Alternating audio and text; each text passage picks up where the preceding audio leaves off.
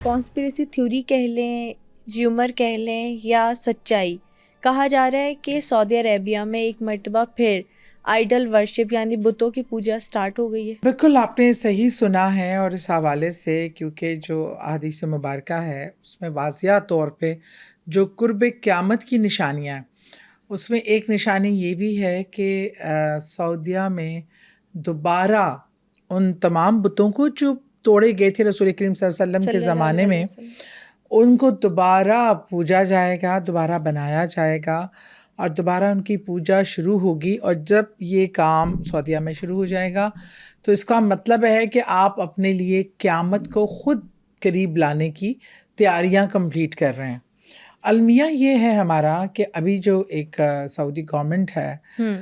اس میں کچھ نئے جو فرما روا ہیں یا جو دیکھ رہے ہیں، وہ اب تھوڑا سا سو کال لبرل مائنڈڈ ہونے کے انہوں نے یہی سوچا، دبئی کو دیکھتے نظر کہ یہاں بھی ہم سینماز بن رہے ہیں، کلبز بن رہے ہیں، اور اس کو ہم لوگوں کے لیے جو ہے انٹرٹینمنٹ کا سامان بنائیں، اور کیا سیاحت کے لیے اس کو ہم اٹریکٹیو بنائیں، کیونکہ سب سے بڑا جو ان کا ایک میں سمجھتی ہوں امپورٹنٹ پارٹ ہے وہ ہمارے عمرے اور حج ہے، جن سے سب سے زیادہ وہ ارن کرتے ہیں۔ اور کیونکہ سعودیہ دوسرے عرب ممالک سے اس لیے ڈفرینٹ ہے، اگر ایک چیز دبئی گورنمنٹ کر سکتی ہے یا اور بھی کوئی گورنمنٹ، تو سعودیہ تو صرف اللہ اور رسول پاک صلی اللہ علیہ وسلم کے نام سے کیا کہتے ہیں منسلک ہے۔ اور ہم جب رسول پاک صلی اللہ علیہ وسلم کی بات کرتے ہیں، آپ نے جو اہم پیشن گوئیاں کی ہیں اس حوالے سے کہ کیا کیا قرب قیامت کی نشانیاں ہیں، اور کیا کیا ہوگا تو کیا نتائج نکلیں گے، اور کس طرح یہ واضح پیغامات ہیں، قرآن پاک میں بڑی ڈیٹیل سے ہیں، سیرت النبی صلی اللہ علیہ وسلم میں آپ کو اور بہت زیادہ ملتے ہیں، احادیث کی صورت میں نشانیاں ہیں، اتنی گائیڈ لائنز ہیں۔ اس کے باوجود ایک وہ ملک جو اسلام کا مرکز مانا جاتا ہے، اسلام کی ساری ہماری جو مین عبادت جو اللہ کا گھر ہے، نبی پاک صلی اللہ علیہ وسلم کا روضہ مبارک ہے، تو وہ اگر جس جگہ پہ ہے ہم اسی کی حرمت کو، جو اسی کی نبی کے فرمان کے اگینسٹ جا کے وہ عمل کریں گے تو قیامت تو بنتی ہے نا۔ اچھا، کہا جا رہا ہے کہ 3 خاص بتوں کی پوجا کی جا رہی ہے سعودی عربیہ میں، یہ 3 خاص بت کون سے ہیں؟ ایک ہے لات، ایک عزا اور ایک منت۔ اچھا اب میں بتاتی ہوں اس کا تھوڑا سا بیک گراؤنڈ۔ اچھا، پہلے عرب سے پہلے، مختلف مذہب کے آنے سے پہلے کا جو زمانہ ہے، جس کو ہم زمانہ جاہلیت کہہ لیں یا جو بھی کہہ لیں، اس میں کفار میں بھی بت پرستی نہیں تھی۔ انٹرسٹنگ بات آج میں یہ آپ کو ریویل کر رہی ہوں کہ بت ہوتے تھے۔ بت کن لوگوں کے ہوتے تھے؟ جو لوگ اپنے معاشرے میں اچھا کام کرتے تھے، پرومیننٹ ہوتے تھے، اور اچھی چیزیں کر کے جاتے تھے، نامور ہوتے تھے، جیسے اسٹیچوز ہیں۔ ہاں، جیسے اسٹیچوز ہم لوگ بناتے ہیں اس کو یادگار، جیسے آپ نے یورپ میں دیکھا ہوگا بڑے لیڈران کا، امریکہ کا صدر، جو وہ ان کو اسٹیچو بنا کے جسٹ ٹو گیو دیم ایک رسپیکٹ، اور یہ ان کو اپنی رسپیکٹ اور اپنا وہ دکھانے کے لیے پیار محبت، اور وہ اسٹیچو بنا لیا کرتے تھے اور اس کو رسپیکٹ دیتے تھے۔ اسی طرح ان کی یہ لات، عنزا اور منت جو لوگ تھے، اب لات کے حوالے سے یہ ہے کہ یہ جو تھا یہ امیر آدمی تھا، اور یہ راستے میں لوگوں کو ستو، اس ٹائم میں جو شربت ہوتے تھے وہ بنا کے لوگوں کو خدمت کرتا تھا، پیسے لوگوں پہ خرچ کرتا تھا، مسافروں کی بہت مدد کرتا تھا ان کے کھانے پینے میں اور تمام چیزوں میں۔ ایسا عنزا ایک بہت ہی نیک لڑکی تھی، اور اس کی نیکی کی، اس کے علم کی بڑی دھوم تھی۔ منت بھی اسی حوالے سے ایک نیک انسان تھی۔ تو وہ جو ہے اس طریقے سے اب کیا ہوا، ان کے بت بنائے گئے ان کی یاد میں جب وہ مر گئے، بلکہ لات اور عزا کی شادی ہو گئی تھی، کیونکہ یہ دونوں ایک ہی وقت کے بہت ہی مشہور لوگ، مطلب اپنی کردار کی وجہ سے، اخلاق کی وجہ سے بہت اچھے معنوں میں ان کی شہرت تھی. تو انہیں کہا گیا کہ ان دونوں بہترین لوگوں کی شادی کر دی جائے. اچھا، اور انٹرسٹنگ قصہ یہ کہ شادی جب ہوئی تو یہ اپنے جب گھر میں کمرے میں گئے تو اس کے بعد دونوں ہی غائب ہو گئے. آج تک پتہ نہیں چلا کہ وہ کدھر گئے. اچھا، ان کی پہلے دن ہی غائب ہو گئے دونوں. اور ان کی بہرحال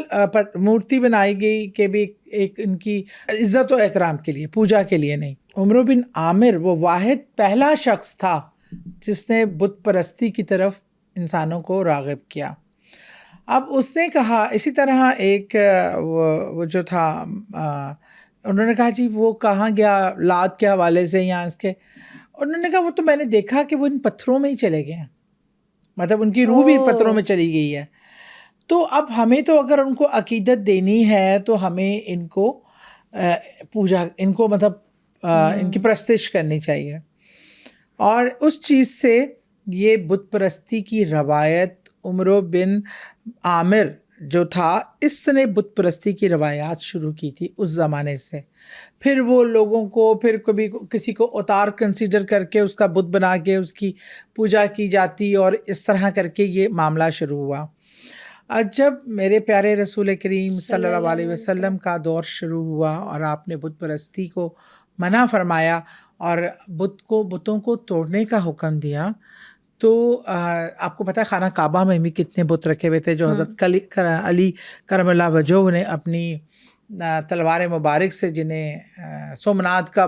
بت بھی ہم کہتے ہیں، اور بہت سے مطلب ایسے گزرے مسلمان حکمران جنہوں نے یہ اس طرح کا اپنے دور حکومت میں